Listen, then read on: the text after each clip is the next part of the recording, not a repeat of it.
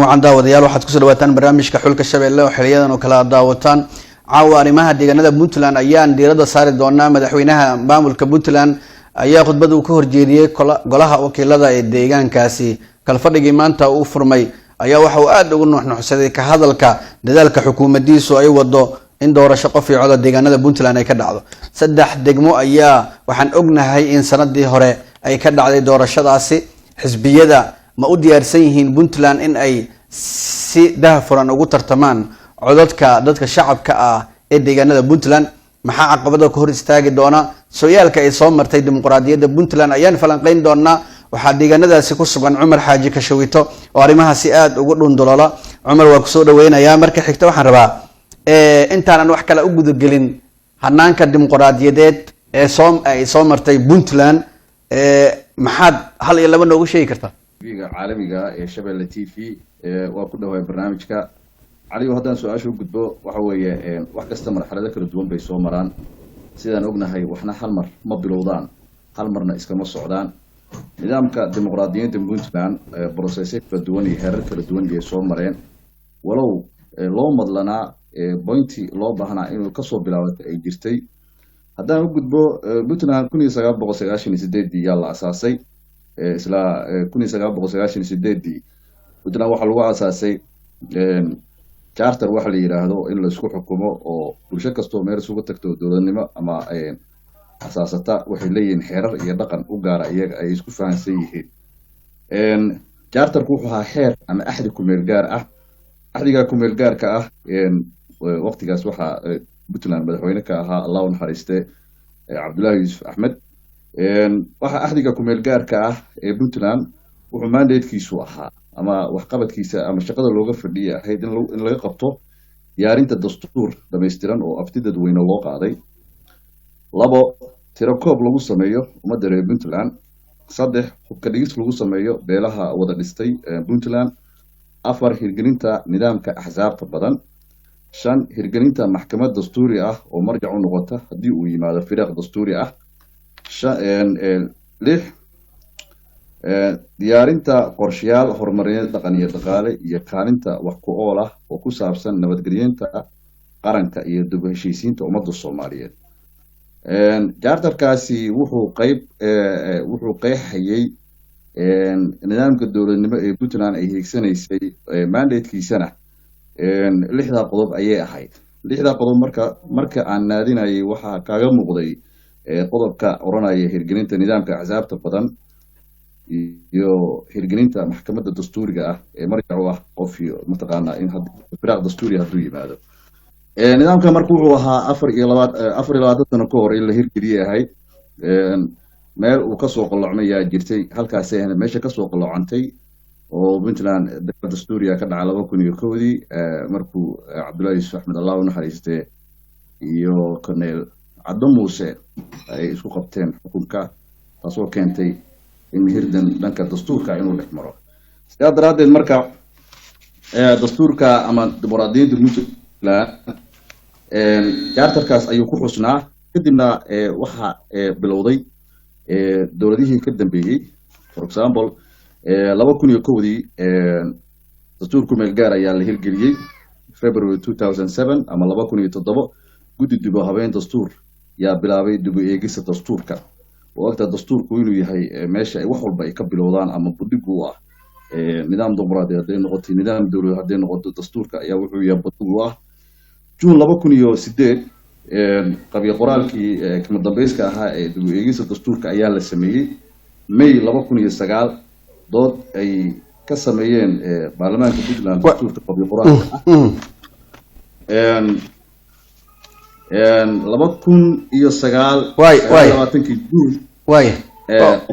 2009 Cumar waxaan rabaa waqtigan waxaan rabnaa inaan beeqaamino su'aalo fara badan oo ku saabsan hanaankaas iyo mashruucan Siciid Dani u wadaan rabnaa inaan ka hadalno. sooyaalkaas aad buu u dheeraa waa mahadsan tahay. waxaan rabaa caqabadaha hadda hor istaagi kara mashruucan marka in uu socdo lagu guuleysto caqabadaha hal iyo laba maxaa kamid ah? caqabadaha waxaa kamid ah horta nidaamku waa saan kuu sheegay nidaamku waa nidaam buddig u ahaa dowladnimada Puntland iyo asaas u ahaa waase laga soo booday 24 sano ka hor laakiin caqabadaha waxaa ka mid ah maxkamad dastuuri ah dalku ma lahan oo maxkamaddu weli madaxweynaha jeebkiisa ku jirta oo gudoomiyaasha maxkamadda sare waxyaalaha hadda la isku hayay ka mid tahay oo magacaabis madaxweyne ku yimaadaan mar haddii magacaabis madaxweyne ku imaanayaan gudoomiyaashii maxkamadda sare ee la rabay in firaaqa dastuuriga ay buuxiyaan ama haddii ruucan wax ka soo laabtaan ama ururada ay isqabtaan oo meesha dib loogu noqon lahaa gacanta kuma jirto sidoo kale beeruhu waa hubaysan yihiin oo dadku waa hubaysan yihiin sidoo kale cabashooyin ayaa jira deegaamooyinka iyo tuulooyinka hadda for now hoostaga oo qaarna laga reebay codayntii qaarna lagu daray degmooyin aysan hoos tagayn oo ah technical problemna wuu jiraa marka caqabaduhu way badan yihiin waa dareeminka dhaacaliyow hawl la rabay in la qabto 25 sano ka hor haddii hadda la dabco si soo boota in lagu qabto yani caqabado badan baa ka dhalan doona oo hawshan fundamental u ah ama asaas u ah ma garan waa hagaag fursadaha jira in ay doorashadan shaqeyso guud ahaan deegaanada Puntland Cumar waad ka warqabtaa dibaad ugu laabatay hadda waad ku sugan tahay xooraansi markaad samayso dadka shacabka aad la kulanto xisbiyada hogaankooda markaad fiiriso fursadaha intee la eg yihiin suurtagalnimada in ay hirgasho barnaamijka fursadda aad bay u weyn tahay oo dadku way doonayaan inay doortaan qofka iyaga matali lahaa waana wax iyaga ka dhex buuxaya waana rajo ummadda reer Puntland ay 24 sano ka hor ay ku naawilayeen run ahaantii bulshadu aad bay u daneynaysaa barnaamijkaasi inuu socdo laakiin waxa ay aaminsan yihiin timekii uu hadda socon lahaa saddexdii degmo oo tijaabada lagu sameeyey markii la eego qaabkii xisbi ama ururada uga qayb qaadanaya ayaan hore xamaasadii badneed oo jirtay haddeer waxaa moodaa inaysan xamaasadaasi xoogeeda inaysan jirin oo 37 degmo oo hadda lasoo dhejiyey doorashada golaha deegaanka iyo saddexdii degmo ayaantii uu madaxweynuhu uu iclaamiyey in lagu bilaabayo doorashada golaha deegaanka يعني ayaantaasi spirit badan baa jiray waxa jiray dadku aad bay ugu hanweeyaan ugu rajo waayeen laakiin wax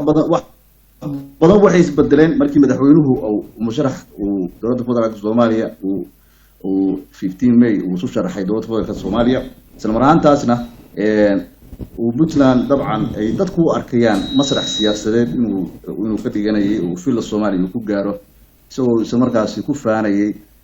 saddexdii degmo doorashooyinkii laga qabtay iyo waxyaalihii Puntland ummadda reer Puntland u igmadeen oo waajib dastuuri ah oo isagu saaran oo lagu dhaariyay ahayd arrimahaas iyaga waxay wiiqayaan in doorashadii hore u socoto oo waxyaalaha dadka ay ka hadlayaan bay ka mid tahay oo madaxweynuhu yani waxay leeyihiin dhabka ma ahayn inuu Puntland uu barnaamijkan ka hirgeliyo laakiin musharaxnimadii ayaa la gashay oo fila Soomaaliya ayuu doonay kursiga waayahay waa maasan tahay Cumar waxaan rabaa siyaasiyiinta uu hogaamiyo madaxweyne Siciid haddii ay ahaan lahaayeen wasiirkan hadda cusub ee arrimaha gudaha Cabdi Siciid Juxa wasiirkii arrimaha gudaha ee Soomaaliya ahaa yididiilo fara badan ay qabaan fursadaha ay u arkaan inay hirgeli kartana waxa ay ka dhawaajinayaan heer hadal u adeegsaday Cabdi Juxa uu yiri geedi caana leh waxay u muuqanaysaa in 100% waan ku kalsoonaa in doorashadan ay dhici doonto kalsoonidaas ay qabaan hogaanka Puntland wasiirka arrimaha gudaha oo hawsha ugu badan qabanaya guddiga Tibek madaxweynihii fursadaas iyo tan hadda dadka banaanka ka jooga siyaasadda u muuqanaysa markaad isbarbar dhigto maxaa farqiga u dhaxeeya farqiga u dhaxeeya waxa weeye oraahda wasiirka arrimaha gudaha wasiir Juxa uu yiri geeda caana leh waa geeda caana leh waa loo baahan yahay geedigana hooseeda banaa in loo sahan tago yaa wanaagsan sahankan uu noqdo sahan dhameystiran sidoo kale wasiirka geediga caanaha leh waa soo dhaweynayna anaga ka bulsho ahaan iyo ka siyaasiyiin ahaan oo run ahaantii wanaagsan tahay in dadku shacabka ay wax doortaan oo 66 xildhibaan ee odayaasha la hoostagay in laga xuro arrin aad u fiican laakiin cabsida jirta waxay tahay iyadoo geeda caanada la doonayo halkan oraah yaa laga isticmaalaa cari oo adigu kulay garamaysin reexa maraad waxa leenahay wasiir caano wata biir ah dadka iyo deegaanada hasiinin caanaha wata biirka waa lagu smoobaa sunba laga qaadaa ma garatay sidaa daraadeed geediga caanaha leh processku waa bilowday taa macnaheedu waxa weeye ha socdo laakiin Roma hal maalin laguma dhisin hal maalina wixii laguma wada qaban karo waqtiga haray oo aada u gaaban run ahaan marka waxaa habboon in doorashadii waqtigii xilligay ku dhici jirtay in la muddeeyo isla mar ahaantaasna puntland qor isku dhiib bay ahayde shaqaduna inay socoto yaa dadku danay waayahay cumarow waa mahadsan tahay dhinaca kale haddaan ka fiirno ma jiraa dhamac muddo kororsi ah iyaga oo markaa xukuumadda iyo ragga hadda hogaanka hayaba ka fiirinaya amaba isku barbardhigaya inay qabtaan doorashada qofkii codka ah waqtina sidaa ugu kororsanaya sanad 2 sano in doorashada ay ku qabtaan waqtigoon saa u kordho ma muuqanaya intaas cabsidaasi way jirtaa oo runtii maahan markii ugu horeyso cabsidaasi la dareemo waqtigii xukuumaddii madaxweyne cabdiraxmaan maxamed furoole oo mashruucan u hirgelinayay waxa ugu badan oo dadku isweydiinayeen ama siyaasiyiintu isweydiinayeen waxay ahayd muddo kororsi bay ahayd haddeer dadku waxyaalaha ugu badan oo la isweydiinaya waxa weye mashruucan waxa ku hoos qarsoon waa muddo kororsi weye taasoo caqabad ku noqonaysa nidaamkii dawliga ahaa oo puntland lagu soo caanamaalay oo qor isku dhiibka ahaa oo bulshadu ay heshiiska ku ahaayeen ay isku itifaaqsanaayeen in halis la geliyo halisna loo geliyo mashruuc ahay 25 sano ka hor in la qabto oo qariska xornimo ah runaantii arrinta iyada ah dadku siyaabo kala duwan bay uga hadlayaan waa nuxnux hoosaa jirta laakiin wax weli soo shaac baxay ma ahan waase la ogaan doonaa siyaasiyan iyo waqtigeeda dhabtaa la ogaan doona cali oo aad baa mahadsantahay waa hagaag waxaa jiray waxaan ogeyn dhowaan madaxweyne Saciid wuxuu xilka ka qaaday wasiiro waxaa qayb ka ahaa nin aad ugu dhawaa wasiirkii maaliyadda Shira Abgaal ninkii ahaa waxaa la dhihi jiray kooxdan Aranjan ee madaxweynaha iyo ninka ay qayb ka yihiin doorashada iyo waqti kororsiga iyaga wada Aranjan iyo Saciidani waa kala furteen caqabad noocee imaan karta sadamac iyo waqti kororsiga hadda aad sheegtay miyay macquul tahay in laba lagu kala qaybsamo ninka cali aad baa mahadsan tahay koox kasta oo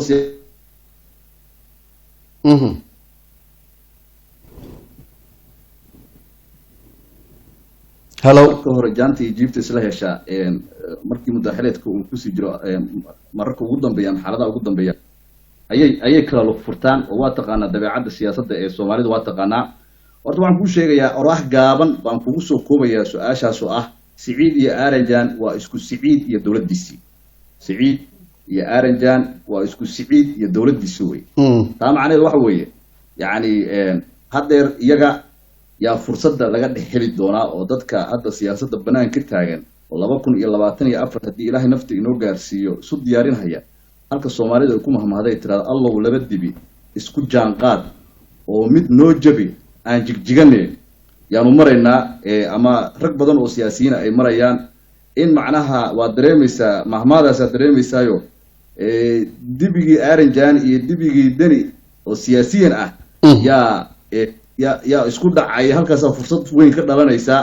taa marka macnaheedu waxa weeye haddeer iyaga car iyo wir isku hor fadhiya maalin ku darsan maayo waxa socon maayo yani iyagii baa haddeer shalay wada socday yaa maanta fursad ku dhex dhalanaysa marka siyaasad ahaan fursad weyn baa noogu jirta waa maasan tahay Cumar dhawaan madaxweyne Saciid wuxuu magacaabay guddi doorashooyin la yiri oo u badan golaha wasiiro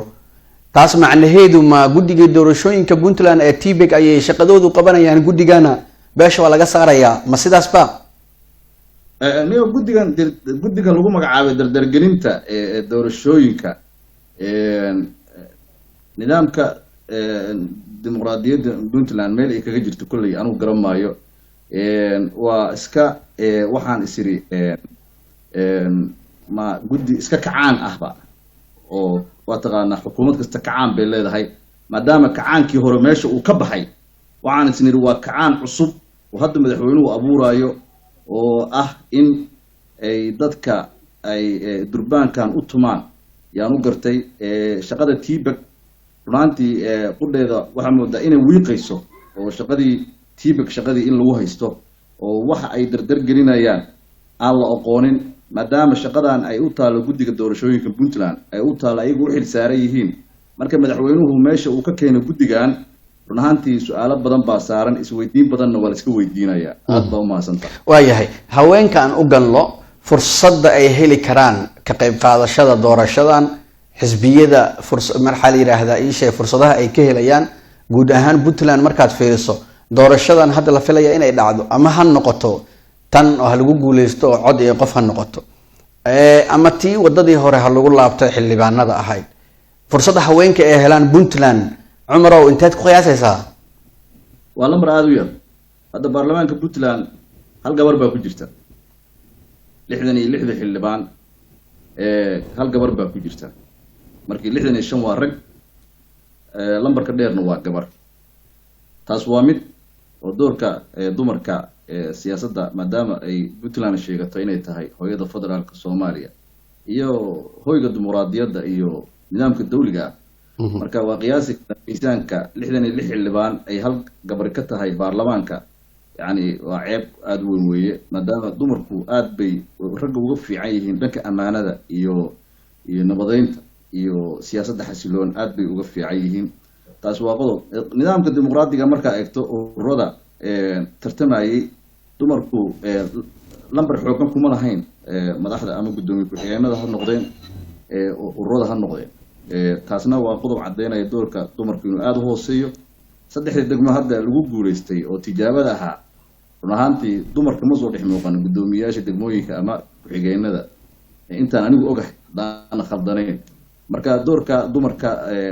aad buu u hooseeyaa waxaan rajeynayaa in kor qaadis loo sameeyo maadaama dumarka ay ka mid yihiin bulshada ummadda soomaaliyeed ay ka mid yihiin ayna yihiin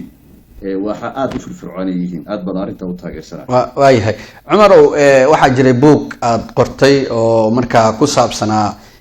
aas-aaska siyaasadda xisbiyada puntland iyo caqabadaha ka hor imaan kara nuxurka guud buuggaas uu lahaa iyo siyaasadda hadda puntland ka jirta ama ka socota markaad isku barbar dhigto maxaa ku muuqanaya waxaa ii muuqanaya horta buugga magaciisa waxaa la yihahdaa af qalaad buu ku qornaa markaan jaamacadda ka qalin jebinaye teeskeyga ayuu ahaa oo nidaamkan axsaabta badan ayaan ka qoray xilligii cabdiraxmaan maxamed maxamed furoole ayay ahayd oo puntland uu madaxweynaha ka ahaa the foundation of political parties in puntland challenges and opportunities asaaska xisbiyada siyaasadeed ee puntland caqabadaha iyo fursadaha jiri kara maxay yihiin macnaha run ahaantii marka waxyaalo badan baan uga hadlay recommendationada aan bixiyay buugga conclusionka waxa weeye ilaa wax kasta meel laga bilaabay leeyihiin guriga markii la dhisayo asaas ayaa laga bilaabaa nidaamkan dimuqraadiyadda waxyaalo badan baa asaas u ah waxaa ka mid ah in constitutional referendum la sameeyo oo mataqaanaa afti dadweyne loo sameeyo dastuurka in hubka dhigis la sameeyo in maxkamad dastuuriya la sameeyo in xuduudaha iyo xadaynta in la sameeyo goobaha laga codeynayo in ilaada beerka beerine haddaan waxyaalahaas oo dhan in la iswaafajiyo shareecada islaamka iyo nidaamka dimuqraadiga maadaama annagaa nahay dad islaama oo muslin ah waxyaalaha loo baahanya in laga fikerayo u baahanta bay ka mid tahay runaantii marka buuggayga marka si weyn buu u quseeyaa arrimahan socda recommendation adagna waan ka bixiyey waxyaalaha hadda caqabadaha ku noqon doona nidaamkan hadda socda isla buuggayga ayay ku yaalaan marka runaantii waxaan rajeynayaa hadduu rabbi idmo in aan si fiican usoo bandhigi doono si looga baaqsado waa danayna barnaamijka inuu socdo laakiin waa soo bandhigi doonaa caqabadaha barnaamijkan ku noqon doona bilada ku noqon doonta bulshada waa la wadaagi doonta waayahay waa mahadsan tahay waa soo gabagabeyneynaa waqti koobana u haray Siciid Cabdullaahi Dani madaxweynaha maamulka Puntland doorasho la sheegaya amaba ay guddi u saaray dardargelinta wasiirro u badan guddigii Tibek halkan ay taagan yihiin xisbiyadii halkan ay taagan yihiin dhawaan waxaan ugu maqaalaa degmooyin qaar in guddigii la soo tuuriyay oo la gali waayay xaaladda Puntland intee ku dambeynaysaa waxay ku dambeynaysaa Puntland waa nidaam horta gaamure weeye oo 25 sano hadda u xirmaya wuxuu leeyahay istimo dhaqan buu leeyahay wuxuu leeyahay dad la xijaclay kaga jirto jiritaanka nidaamkan nabadgelyadu waa waxa ugu weyn ay dadka reer Puntland hiigsadaan waana waxa ilaahay loogu xamdi noqo dhammaan ummadda Soomaaliyeedna waxaan u rajeynayaa nabad iyo barwaaqo u rajeynayaa marka niyahow saadaashu waxay tahay maadaama hadda isbiir xukuumaddiisa u hadhay hal sano ay u hadhay isku celcelis hal sano wax ka yar 8 bilood badhe sanadkan 2023 haddii la gaaro Puntland dabeecadda dhaqanka jidda waxay tahay sanadkan lama tirsado waxaa la sanadkii doorashooyinka la yiraahdaa horta anigu macnaha waxaan qabaa nidaamkii dumaashaha in dib loogu noqdo anigu marra kuma dhigaraynayo mana taageersana laakiin haddii wixii maslaxadda ku jirto oo nabadgelyada ku jirto oo wanaagga iyo kala wareegga siyaasadeed ee nabadgelyada ku salaysan runtii horta waa wax loo baahan yahay in la mahadiyo nidaamkan marka waxaan rajeynaynaa nidaamkan qor isku dhiib weeye maadaama doorashadan ay tahay doorasho golo deegaan aysan ahayn mid parliamentary iyo mid madaxweyne aysan ahayn golo deegaan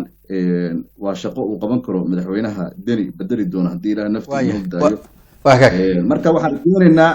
wax kasta inay ku dhamaadaan nabad iyo barwaaqo iyo isfahankii ay wax ku kala wareegi jireen iyada oo horumarka dowladnimada uu socdo waa yahay Cumar Xaaji Kashaweyto oo arrimaha siyaasadda markaa ka falanqooda deegaanada Puntland ku sugan Cumar waa mahadsantahay sax aad baan kugu mahadcelinayaa cali aad iyo aad ayuu u mahadsan yahay waxaan soo gaarnay gabagabadii barnaamijka intaas ayaan ku hakinayaa